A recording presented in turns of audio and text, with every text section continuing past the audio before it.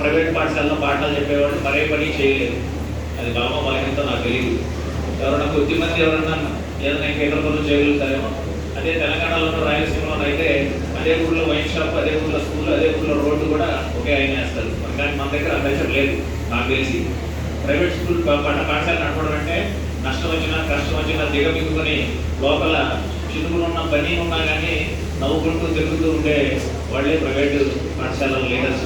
మరి ఆ పాఠశాలలకి వెన్నుదన్నుగా ఉంటున్నటువంటి ఉపాధ్యాయులను సన్మానించుకోవడం మాకున్నటువంటి కనీస నైతికత. వారిని మీ అందరినీ ఈరోజు ఇక్కడ మిమ్మల్ని కలుసుకోవడం చాలా సంతోషంగా ఉంది. మనం పిల్లల్ని కంటాం కానీ వాళ్ళని 3-3.5 రేట్ వచ్చేసరికి ఇక మన వల్ల కాదురా బాబు అని వాటి దగ్గరలో ఉన్న నర్సరీలో తర్వాత ప్రైమరీ స్కూల్లోనే చేర్చేస్తాం. ఇక వాడు ఉదయం వెళ్ళి సాయంత్రం వస్తే చాలు, ఇక స్కూల్దే బాధ్యత.